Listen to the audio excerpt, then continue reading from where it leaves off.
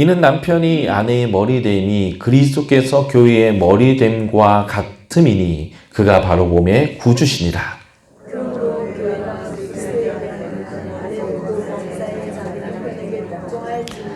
남편들아 아내 사랑하기를 그리스도께서 교회를 사랑하시고 그 교회를 위하여 자신을 주심같이 하라.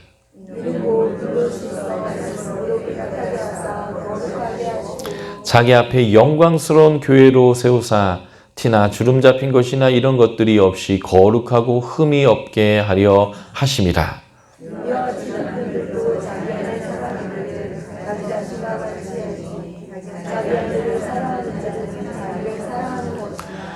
누구든지 언제나 자기 육체를 미워하지 않고 오직 양육하여 보호하기를 그리스도께서 교회에게 함과 같이 하나니.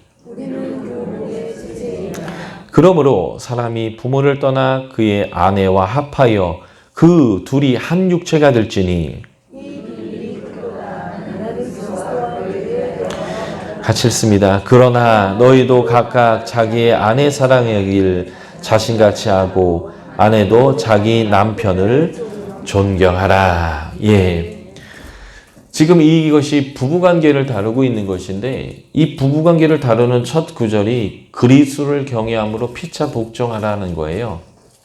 정확히 말하면 이 그리스도를 경외함으로 피차 복종하라는 것은 부부관계, 부모와 자녀의 관계, 그리고 주인과 종의 관계까지를 다 설명하는 대원칙이에요. 권위자가 있어요. 남편, 부모, 주인. 이들은 어떻게 해야 되는가? 이미 우리가 창세기 2장 15절에서 말했던 것을 배웠는데 경작하고 지켜줘야 합니다. 이게 권위 사용하는 방법이었어요. 그러므로 부모도 주인도 남편도 권위자로서 자기의 권위 아래에 있는 자들을 어떻게 해야 되냐면 경작해주고 지켜줘야 합니다. 이 원칙이 여기 그대로 사용되기 때문에 피차 복종하라 이렇게 표현된 거예요. 아내도 자식도 종도 복종해야 되는 사람인데 재밌게도 하나님은 남편도 주인도 부모도 자식에게 종에게 아내에게 복종하는 관계라고 설명합니다. 그래서 사실은 서로 복종해야 돼요. 그러니까 아내들은 남편들이 자신의 머리라고 하는 것에 너무 부담감 갖지 마시고 복종하세요. 원래 남편도 섬김으로 다스리는 복종의 관계 안에 서로 복종의 관계 안에 있다라는 것을 말하고 있기 때문에 그래요. 다시 말해서 또 자녀들을 어제도 제가 말씀드렸죠. 자녀들이 부모와 자기한테 갑질한다고 생각하지만 부모는 걔를 갑으로 생각하고 있다고요. 갑으로 대화하고 있다고요. 왜요? 사실은 피차 복종하는 관계이기 때문에 그렇습니다. 이게 아주 중요한 권위에 대한 문제예요. 권위는요. 피차 복종하는 겁니다. 성도들은 목사님에게 복종하셔야 돼요. 순종하셔야 됩니다. 그런데 목사님도 성도들에게 복종하는 관계예요. 국민은 대통령님에게 복종해야 돼요. 그러나 대통령님도 국민에게 복종하는 관계예요. 이게 아주 중요한 성경적 원리입니다. 어쨌든 남편과 아내는 서로에게 복종하고 사랑하는 관계인데 남편이 아내에게 복종으로서 사랑을 표현하는 방법이 있어요. 그의 아내를 향한 사랑하는 방법, 바텀라인, 가장 낮은 단계와 그가 어디까지 아내를 사랑해야 되는지 같은 높은 단계가 있는데요. 가장 낮은 단계는 이런 거예요. 네 몸 돌보듯이 너희 아내의 몸을 돌봐야 된다. 네 몸 사랑하듯이 네 아내 몸을 사랑해야 된다는 거예요. 예를 들면 이런 것이죠. 오늘 퇴근하면 내가 고기가 먹고 싶어요. 그래서 퇴근하기 전에 아내한테 전화를 하죠. 그리고 뭐라고 얘기할까요?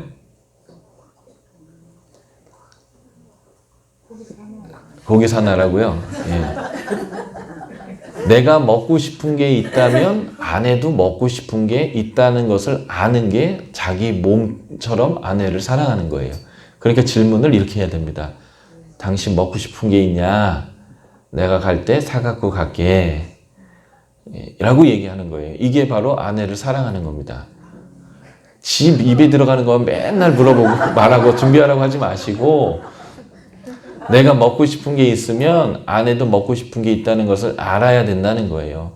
아내는 남편이 뭐 좋아하는 줄 압니다. 남편이 어떤 성향인지도 잘 알고 다 알아요. 근데 아내는요, 남편은요, 아내가 어떤 색 좋아하는지 잘 몰라요. 남편은요, 아내가 무슨 꽃 좋아하는지 잘 몰라요. 남편은 아내가 뭘 먹고 싶어 하는지에 관심이 없어요. 알아서 잘 먹겠지 그런단 말이죠. 남편은 아내의 영적, 정서적, 육체적 건강에 대해서 어떤지를 남편이 잘 몰라요. 근데 아내는 비교적 남편에 대해서 그런 걸 알아요. 왠지 아세요? 관심이 있기 때문에 그래요. 사실 이게 피차 복종하는 관계에서 아주 중요한 게 이거예요. 타락했을 때 여자에게 벌을 하나님께 줬는데 여자에게 주는 벌이 단순히 애를 잉태하는 고통을 더한 것뿐만 아니라 너는 남편을 계속 원한다. 남편을 갈망할 거다고 얘기했어요. 그러니까 여자들은 그래서 남편에게 관심이 많은 거예요. 오늘 뭐 먹었어? 오늘 뭐 했어? 비밀번호는 왜 걸었어? 한번 풀어봐. 자꾸 물어보잖아요. 왜 그런 줄 아세요? 타락한 이후에 여자는 남편을 그렇게 지배하려고 되게 돼 있었어요. 그리고 남편은 여자를 지배한다라고 돼 있거든요. 타락 이후에. 그러니까 남편은 여자를 잡은 물고기로 생각하는 거예요. 결혼하면. 이미 내 어항에 잡은 물고기 때문에 또 다른 물고기 잡으러 다녀요. 관심이 없다고요. 그런데 자꾸 관심을 보이는데 나를 압박하는 식으로 관심을 보여요. 누구 만났어? 뭐 먹었어? 비밀번호가 뭐야? 수상해? 막 이러니까요. 그러니까 동서고금을 막론하고 남자가 여자를 다루는 방법은 거의 일정했어요. 3일에 한 번씩은 주기적으로 패야 됐습니다. 말을 안 듣니까. 말을 안 듣는 게 아니고 내 마음이 안 드는 거죠. 예. 나는 자유로운 영혼인데 자꾸 나를 구속하려고 하는 것 같은 거예요. 관심을 자꾸 보이고, 예. 그러면서 이게 깨어진 부부관계예요. 타락 이후에. 그것을 회복하는 게 지금 이 결혼관계거든요. 그러므로 남편이 아내를 사랑할 때는 자기를 사랑하듯이 사랑하는 거예요. 다시 말해서 내가 나 알듯이요. 내가 뭐 먹고 싶은 게 있으면요. 전화를 해서 당신도 뭐 먹고 싶은 게 있겠다. 오늘 뭐 먹을까? 뭐 사줄까? 뭐 사갖고 갈까? 하는 생각을 가질 수 있어야 그게 하나님이 생각하는 남편의 가장 기본선이라는 거예요. 1년을 이렇게 살았더니 몸에서 진이 다 빠졌어요. 이제 보약이 먹고 싶은 거죠. 그러면 아내에게 전화를 해야 돼요. 그리고 뭐라고 얘기할까요? 당신 1년 동안 고생했는데 보약 한 채 먹어야겠다. 보약 한 채 지러 가자. 간 김에 내 것도 하나 하고. 이게 이제 성경에서 말하는 남편이 아내를 사랑하는 법이에요. 이게 가장 최저선이라는 거예요. 이 정도는 해야 된다는 거죠. 그러면 남편이 아내를 사랑해야 될 최고의 여기까지 해야 되는 선이 뭐라고 얘기할까요? 그리스도께서 교회를 위하여 자기 몸을 내주시는 것, 사랑한 것처럼 사랑하는 겁니다. 이걸 한마디로 얘기하면 뭐예요? 죽기까지 사랑하라는 거예요. 예를 들면 이런 거죠. 제가 지난주 베트남에서 일주일 강의했거든요. 그리고 오자마자 또 창원 내려와서 지금 제가 내일까지 강의하고 내일 강의 끝나자마자 제가 청주 가요. 청주에서 또 이틀 강의합니다. 그리고 금요일 막비행기, 밤비행기를 타고 제가 제주를 들어가는 거예요. 공항에서 이제 여기 청주공항에서 제주공항 가면 제가 또 버스를 타고 한 40분 정도 집까지 가거든요. 그러면 한밤중이 될 거예요. 한 10시 넘어서 한밤중이 돼서 초죽음이 돼갖고 들어갈 거예요. 딱 들어가는데 저희 아내가 제가 들어갔을 때 제가 기대하는 바는 버선발로 튀어나와서 제 가방과 옷을 받아주고 따뜻한 물을 준비해서 발을 씻기고 늦었지만 뭐 먹을 거 좀 배고프겠다. 그래서 뭘 준비해 줄까 막 이렇게 해야 되는 건데 제가 딱 들어갔더니 아내가 자기가 좋아하는 연예인 나오는 TV 이렇게 보면서 왔어? 거기 음식물 쓰레기 거기 묶어놨으니까 좀 버려라 그러는 거예요. 그럼 제가 어떻게 해야 될까요? 생각해야 돼요. 내가 이걸 버리면 순교할까? 죽을까? 죽기까지 사랑해야 되는데 죽을 수 있는 기회인가? 집에서 나가서 50m밖에 안 되는데 들고 나가서 버리고 오는 거예요. 그리고 이렇게 얘기하는 거죠. 내가 당신에게 쓰임받을 수 있어서 고마워요. 내가 죽을 수 있는 기회가 있었는데 못 죽었네 이번에. 좀 과장된 표현이긴 하지만 안 죽어요. 그렇게 해서 쓰레기 버린다고 해서 안 죽습니다. 버려주는 거예요. 왜냐면 아내가 그것을 기뻐하기 때문에 그래요. 남편들이 정말 싫은 게 음식물 쓰레기 여기 냄새 묻는 거 들어가서 버리는 거 싫지만 사실은 할 수 있는 거예요. 그런 서로에 대한 그러한 이제 사랑과 복종의 관계가 그 사단이 우리의 가정을 어떻게 할 수 없는 아주 큰 힘이고 무기거든요. 그래서 남편이 그때 화를 내는 게 아니라 내가 이걸 갖다 버리고 오면서 순교하는 한이 있어도 내가 버리고 올게 하고 기쁨으로 갔다 오면 사단은 이 집안을 건들 수가 없다고요. 틈이 없어요. 틈이. 남편이 아내에 대한 관심이 있고 아내가 남편에 대한 관심이 있고 그래서 남편은 이렇게 살펴봐야 돼요. 아내가 지금 상태가 어떤가 영적으로 정서적으로 육체적으로 지금 아내가 왜 화나 있는지 남편들 대부분 모르잖아요. 네. 모르는데 늘 그냥 넘어가려고 미안해 그러잖아요. 우리는 미안해. 그럼 아내가 뭐가 미안한데 세 가지 얘기해봐. 그러면 몰라. 당신이 화났으니까 미안한 거야. 그래서 당신이 화난 것 자체가 내가 미안한 거야. 그래서 이제 좀 알아야 되거든요. 근데 밖에 일을 하고 바쁘게 살면서 사실은 그런 집중해서 아내를 이렇게 살핀다는 게 쉽지는 않겠지만 부부는 나뉘을 수 없는 하나잖아요. 나뉘을 수 없기 때문에 해야 되는 것이 맞다라고 생각합니다. 반대로 아내는 또 어떻게 해야 될까요? 남편에게 복종해야 하는데요. 이것을 절대 복종이라고 표현하면 돼요. 예수 그리스도에게 교회가 복종하듯이 복종하는 거니까요. 절대 복종입니다. 이것을 다르게 표현하면 남편을 머리로 인정하라고 하는 것입니다. 여러분의 남편은 조건이 없어요. 하나님이 만일 너에게 잘하거든, 너에게 얼마 이상의 돈을 가져오거든, 너에게 어떤 관심을 보이거든 머리로 인정해라 라고 하는 if 조항이 없어요.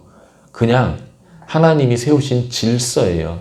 남편은 아내의 머리다, 남자는 여자의 머리다 라고 질서를 세운 거예요. 이것은 마치 사자에게 주권적 청지기를 맡기지 않고요. 사자하고 인간하고 1대1로 맞짱 떠보세요. 누가 더 센가? 사자가 더 세거든요. 달리기를 치타랑 사람하고 1대1로 뛰어보세요. 누가 더 빠른가? 치타가 더 빠르다고요. 그러니까 치타가 생각하기에, 사자가 생각하기에 내가 더 세고 내가 더 빠르고 내가 더 키도 크고 코끼리랑 저희랑 1대1로 싸워보세요. 누가 이기나? 코끼리가 이긴다고. 그러니까 코끼리가 왜 나를 주권적 청지기로 안 세우고 사람을 세웠냐고. 이유 없어요. 하나님이 나는 사람을 그렇게 세우기를 원하는 거예요. 주인의 뜻이거든요. 그것처럼 하나님이 남자와 여자 가운데 남자를 머리로 세우셨어요. 그러니까 머리로 인정하셔야 합니다.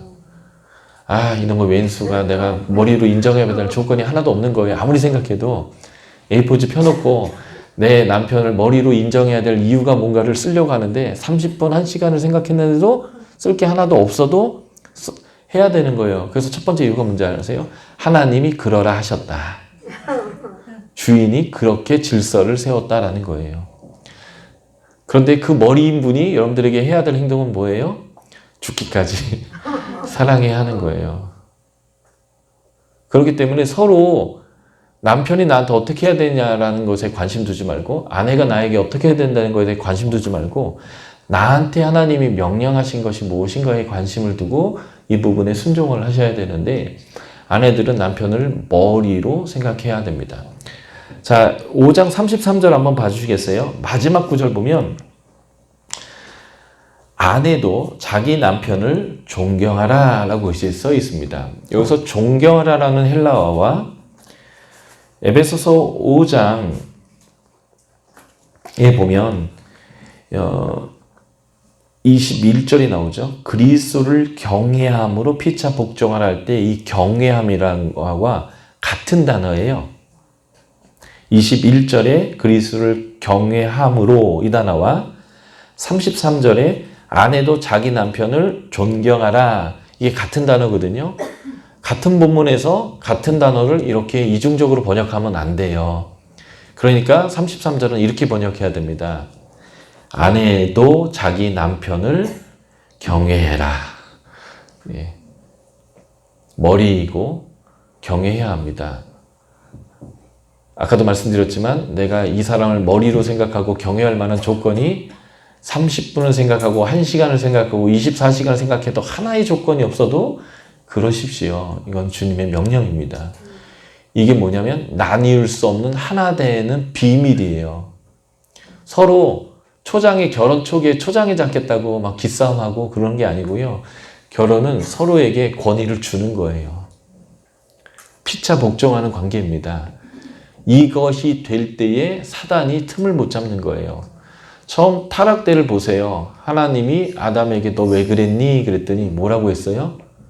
당신이 준 저 여자가. 여기서부터 벌써 잘못됐다고요. 깨지는 거예요. 머리인 남편은요, 그때 어떻게 했어야 되는지 아세요? 머리인 제가 잘못입니다. 제가 잘못했으니까 우리 아내는 건드리지 마시고 저한테 벌 내려주십시오. 제가 온몸으로 받겠습니다. 이렇게 좀 남자답게 이때 얘기했어야 되는데 여자가요. 그랬다고요. 머리 역할을 못했다고요. 예. 남자가 딱 제 잘못입니다 라고 했으면 그때 하와가 당신을 경외합니다. 당신은 나의 머리십니다 이랬을 텐데 여자가요. 그랬다고요. 예. 머리가 뭔지를 우리가 아셔야 돼요. 머리는 책임지는 거예요. 대통령은 국민 책임지고요. 부모는 자녀 책임지고요. 목사님은 성도 책임지고요. 선생님은 학생 책임지는 거예요. 제가 잘못 가르쳐서 이렇습니다. 사실 열심히 잘 가르쳤는데 자식놈 새끼가 나가가지고 이상한 짓을 하는 거예요. 싸움질하고 남들 때리고 돈 뺏고 나는 잘 가르쳤는데 그러지 말라고. 그래서 이 아이가 경찰서에 가 있고 그래서 부모가 불려갔어요. 그때 이놈의 새끼가 내가 언제 이렇게 가르쳤냐 이렇게 하자고 부모는 그러잖아요. 제가 잘못했습니다. 경찰 수사관 아저씨 제가 잘못 가르쳐서 그러니까 좀 봐주세요. 제가 책임지겠습니다. 그러잖아요. 그게 머리가 하는 일이거든요. 권위자가 하는 일인데 바로 아내가 남편에게 머리로 인정해야 된다는 거예요. 경외해야 합니다. 그래서 저는 남편을 존경하라고 안 썼어요. 나 경외하라고 썼습니다. 원어가 그렇게 돼 있으니까 말이에요. 이렇게 서로를 사랑하고 복종하는 관계, 이게 나뉠 수 없는 하나가 되는 방법입니다. 이렇게 하면 태초처럼 아담과 하와처럼 사단에게 휘둘리질 않아요. 사단이 어떻게 할 수 없는 하나님의 견고한 가정으로 이 가정이 설 수 있게 되는 것이고 이게 회복된 그리스도인들의 가정입니다. 한몸됨의 비밀 세 번째입니다. 이렇게 부부가 서로를 존경하고 사랑하는 이 관계가 이루어지면 이걸 통해서 부부의 하나됨을 통해서 우리가 하나님과 교회의 관계가 어떤 것이고 그 하나됨이 무엇인지를 경험하게 됩니다. 요한일서 4장 20절은 이런 구절이죠. 아주 유명한 구절이에요. 너희가 보이는 형제를 사랑하지 못하면서 보이지 않는 하나님을 사랑한다는 말은 뭐라고요? 뻥이라고요. 거짓말이라고요. 그러니까 이 말을 이렇게 바꿀 수 있어요. 너희가 보이는 남편과 보이는 아내를 사랑하고 그 남편을 머리로 인정하지 않는다면 네가 하나님을 사랑하고 하나님에게 복종한다라고 하는 너희의 믿음의 고백은 뭐라고요? 거짓말이라고요. 그러니까 남편과 아내가 하나님을 향하여 나 주님 사랑합니다. 내가 주님을 따르겠습니다. 내가 주님의 통치를 받아들입니다. 라고 하는 얘기의 증명은 이런 고백으로 이루어지는 게 아니라 내 아내와 내 남편을 향하여 이 말씀을 내가 따르고 있느냐를 통해서 증명되는 거예요. 그러니까 내가 하나님께 사랑을 고백하고 하나님에게 복종한다라는 것을 훈련하는 장소가 어디예요? 부부관계입니다. 우리나라 영화 중에 이런 제목이 있어요. 결혼은 미친 짓이다. 이 제목에 상당히 많은 사람들이 동감을 하는 거예요. 내가 미쳤지. 내가 왜 결혼해가지고 이런 남자를 만나 이런 개고생을 하는가. 뭐 이런 거예요. 결혼은 사실 미친 짓이 많습니다. 왜냐면 하나님 앞에서 타락한 인간들이 살아나가면서 여전히 하나님 앞에 신앙을 고백하고 하나님께 돌아왔지만 여전히 하나님과 하나됨을 어떻게 이루는지를 모르는 사람들끼리 만났기 때문에 그래요. 그런데 어떻게 하나님에게 복종할지, 하나님 앞에 우리의 사랑을 고백할지를 훈련할 수 있는 가장 좋은 자리가 있는데 그게 바로 결혼입니다. 부부관계예요. 싸워도 그날 밤은 이불을 덮고 같이 자야 되는 거예요. 그리고 빨리 풀어야 되는 것입니다. 풀지 않으면 남편이 계속 배를 골아요. 그리고 심리적 압박감이 계속 있고 서로 불편하고 그래서 부부 싸움은 칼로 뭐 한다고 해요? 물 베는 거라고 얘기하잖아요. 그러니까 나눌 수 없는 하나인 거예요. 그러니까 풀어가야 돼요. 풀어가야 합니다. 그때 하나님과의 관계 속에서 내가 하나님을 사랑하고 하나님에게 순종한다는 마음으로 부부관계를 하는 거예요. 그래서 부부관계 안에 서로 용납하고 사랑하고 서로에게 복종하고 순종하는 관계를 통해서 하나님에게 떳떳해지는 겁니다. 보셨죠, 하나님? 제가 이 어려운 걸 하고 있답니다. 그러니까 제가 하나님 사랑하는 거 믿어주세요. 이건 증명된 거 아닙니까? 결혼은 미친 짓이거든요. 그만큼 힘든 거예요. 그만큼 서로가 서로에게 이해해주고 받아주고 하나 되는 게 쉽지 않은 것입니다. 그런데 그 어려운 걸 우리가 지금 하고 있어요. 그래서 하나님 앞에서 우리가 당당한 겁니다. 하나님, 제가 주님 사랑하는 거 보이시죠? 제가 남편을 사랑하고 있고 내 남편에게 내 머리임을 인정하고 있습니다. 내가 그를 경외합니다. 남편은 아내를 향해서 하나님, 제가 먹고 싶은 거 있을 때 아내에게 먹고 싶은 게 있는지 묻는 사람입니다. 아내가 하라면 내가 이것이 순교하는 일이라 할지라도 하려고 합니다. 제가 하나님 사랑하는 거 맞죠? 저는 하나님 앞에서 저는 당당합니다. 이미 증명하고 있지 않습니까? 이게 부부관계예요. 부부관계는 나눌 수 없는 하나로 보이는 하나님이 서로에게 있는 거예요. 그래서 그 보이는 부부관계를 잘하면 하나님을 사랑하는 게 100%인 거예요. 이게 부부관계입니다. 이런 관계이기에 하나님은 결혼은 미친 짓이다 라고 하는 이것을 반드시 해야 된다라고 말씀하시는 거예요. 자, 나뉠 수 없는 하나의 한몸 되는 것의 네 번째는요. 부부의 하나됨은 하나님의 형상을 창조합니다. 어제도 제가 이 말씀을 한번 드렸는데 창세기 3장 하나님이 인간을 쫓아내셨는데 에덴 동산에서 한 달 만에 찾아오셨죠. 그래서 생육하고 번성하고 땅에 충만하게 하는 이 축복을 계속되게 하셨는데 그 사람이 아담이 그의 아내 하바를 알았어요. 야다. 경험했단 말이죠.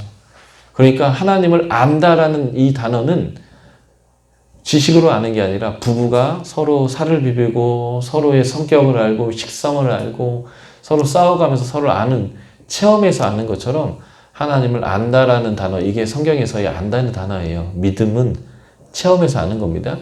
이 아내를 알았더니 어떤 일이 벌어졌냐면 하나님과 함께 남자를 창조했습니다. 다시 말해서 하나님의 형상을 잉태했어요. 하나님의 형상들이 만나서 서로 하나 되었더니 하나님의 형상을 잉태하는 놀라운 일들을 하더라는 겁니다.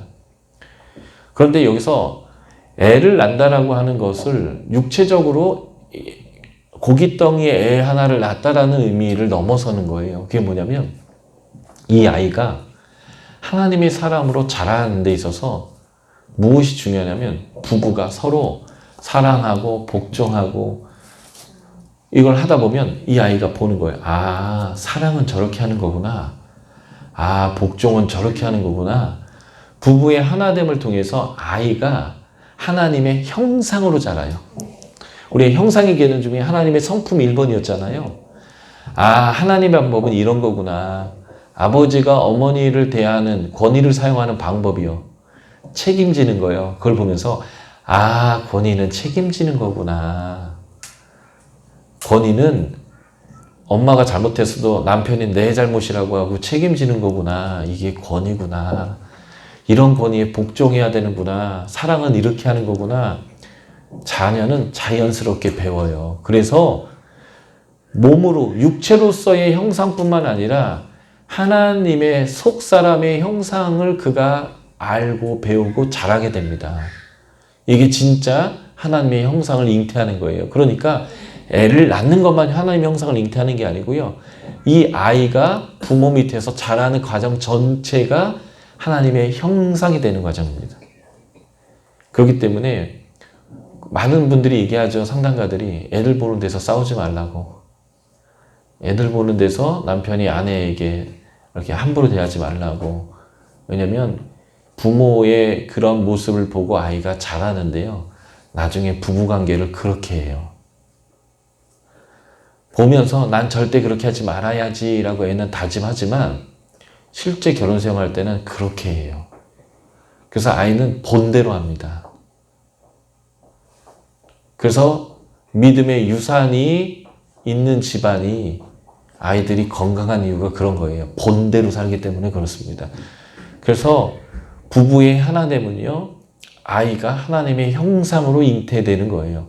그것은 육체뿐만 아니라 그의 속, 성품까지, 기질까지 하나님의 사람으로 잉태되어집니다. 이 놀라운 일이 벌어지고 있는 것이 가정입니다. 그래서 그렇게 하나님의 백성의 가정에서 사랑하고 복종하는 가정에서 자란 하나님의 형상과 하나님의 형상이 또 만나 결혼을 해요. 그러면 얘들은 우리가 결혼은 미친 짓이다 라고 했던 일보다 훨씬 더 미친 짓이다 라는 결혼관계를 해요. 그리고 더 건강한 결혼관계를 합니다. 그런 아이들 사이에서 태어난 하나님의 형상은 또 어떠할까요? 훨씬 더 건강한 하나님의 형상으로 자라요.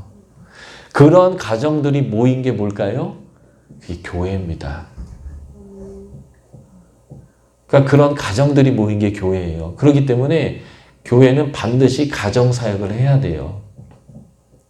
교회가 건강해지는 방법이 바로 이 건강한 가정에서 오기 때문에 그래요. 그래서 교회에서는 예수 그리스도 믿어서 천국 간다는 얘기만 자꾸 하지 마시고요. 그거는 귀가 닳도록 해주셔야 되는 게 맞는데 그거 외에도 더 많은 얘기를 해줘야 돼요. 건강한 가정을 이루는 방법들. 그래서 특별히 청년들에게는 이런 강의를 많이 해주셔야 돼요. 결혼이란 무엇인가 알고 결혼하도록. 결혼이란 나뉠 수 없는 하나다. 부모로부터 독립하는 거다. 그리고 하나됨의 비밀은 이런 거다라는 것들을 우리 청년들에게 정말 예수님이 나를 위해서 죽어서 천국 간다는 복음만큼 귀에 닳도록 알려주십시오. 그래서 결혼했을 때 이것이 미친 짓인 줄은 알지만 이것이 정말 하나님의 비밀한 일이라는 것. 그래서 경건한 가정, 하나님의 형상을 잉태하는 가정을 만드는 것, 이것이 우리에게 얼마나 큰 사명인지를 깨닫게 해야 돼요. 하나님의 지상명령이잖아요. 내 성소 안에, 세상 안에 나를 닮은 것들로 가득 채워라. 생육하고 번성하라고요. 이게 가정을 통해서 이루어지는 일이기 때문에 그렇습니다. 자, 5개의 가정에 대한 그 비밀 중에 4번째 설명드리겠습니다.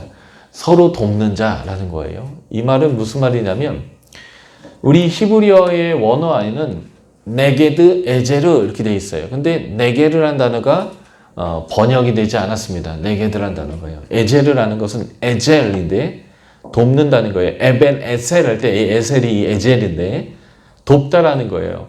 이 돕는다라는 것은요. 하나님이 우리를 도울 때도 이 에젤이라는 단어를 써요. 그러니까 여자는 남자를 섬기기 위해서 만들었다라는 의미로 보시면 안 돼요. 서로 돕기 위해서 만들어진 겁니다.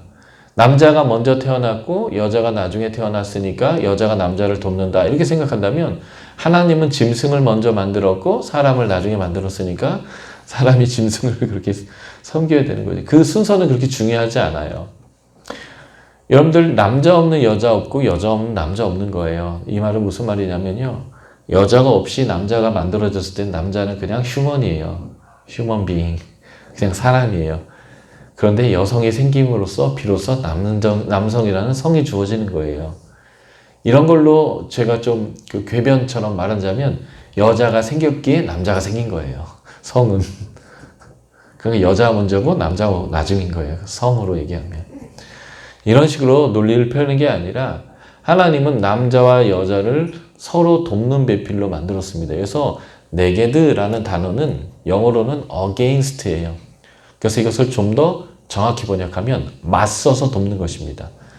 부부는 맞서는 존재예요. 예를 들면 이런 거죠. 아내는 남편에게 복종해야 돼요. 왜냐면 그리스도에게 복종하도록 복종해야 되니까. 그런데 남편이 얘기하는 거예요. 나가서 도적질해와. 복종해야 될까요? 남편이 예수를 믿지 않아요. 근데 아내는 교회를 다니는 권사님이세요. 근데 남편이 얘기하는 거야.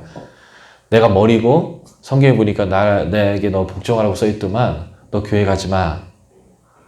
복종을 해야 될까요? 아니요. 복종은 진리 기준에서 하는 거예요. 그래서 막아서야 합니다. 서로 막아서야 돼요. 그래서 남편이 잘못하면 아내는 복종한다는 태도 안에서 그것은 잘못된 겁니다 라고 막아서야 돼요. 남편도요. 아내가 잘못하면 이것은 잘못됐습니다 라고 막아서야 하는 거예요. 서로 사랑하고 복종하는 관계지만 그 복종과 사랑의 관계에서는 against, 막아서서 맞서서 돕는 라이벌과 같은 관계도 포함되어져 있다는 겁니다. 그게 서로 돕는 거예요. 예를 들면 이런 거죠. 아담이 하나님과 이렇게 동행하다가 집에 딱 왔는데 아내가 선악을 알게 하는 나무씨가를 뚝 따와가지고 지는 벌써 먹었다고 하고 딱 먹으라고 디미는 거예요. 아내가 주는 건 죽기까지 사랑해야 되니까 먹어야 돼 말아야 돼요? 예, 저희 아내가 가끔 그러거든요. 아내 말 잘 들으면 자다가 또 떡 나온다고. 내 말 잘 들으라고. 보통 남편들은 아내 말 잘 들어야 돼요. 그래서 자다가 떡도 나와요. 근데 이건 먹으면 안 되잖아요. 그때 어떻게 해야 돼요, 남편이? 막아서 해야 되죠. 어떻게 막아서까요? 딱 받아가지고 얼굴에다가 팍 던지면서 이게 뭐가 되려고 지금 우리 집을 망치려고 네가 이래? 이렇게 해야 돼요? 어떻게 해야 돼요, 그러면? 일단은 꼭 안아줘야 돼요. 한참을. 너는 내 편이고 나는 네 편이니까. 갈라서면 안 돼요. 나는 괜찮은데 네가 잘못했다 이렇게 하면 안 되고요.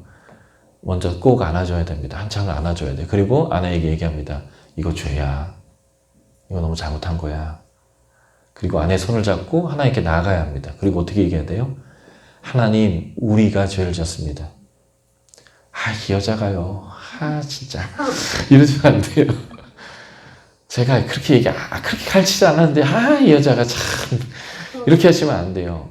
우리가 죄를 졌습니다, 하나님. 하나님 용서해 주십시오. 이렇게 나가야 되는데, 아담이 어떻게 했어요?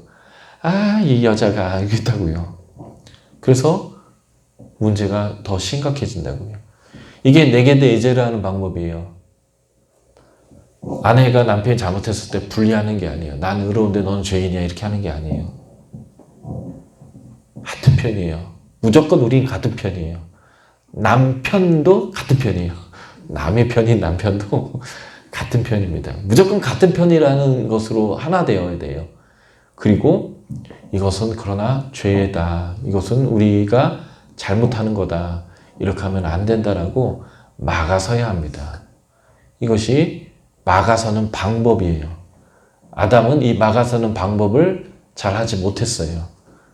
이게 정말 중요한 방법입니다. 네게드 에제르 맞서서 돕는 거예요. 맞서서 도우려면 뭐 해야 되는지 알아요? 이렇게 맞서야 돼요. 이렇게 마주봐야 돼요. 마주보면 어떤 일이 발생하냐면 아내 얼굴 자세히 본 적이 있어요? 어디에 점이 있는지? 아내가 어떤 상태에 있는지, 영적, 정서적, 육체적 상태가 어떤지. 그리고 가끔 물어봐 주세요. 뭐 먹고 싶은지, 요즘 뭐 좋아하는지, 가고 싶은 데는 있는지. 물론 아내도 마찬가지로요.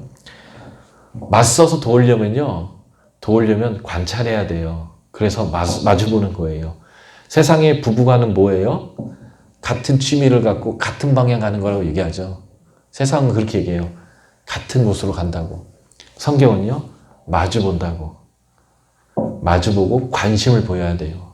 위부터 아래까지 뜯어도 보고, 지금 상태가 어떤지, 영적, 정서, 육체적 상태가 어떤지도 보고, 뭘 먹고 싶어 하는지도 보고, 무슨 꽃 좋아하는지도 알고, 아내가 무슨 색깔 좋아하는지도 보고.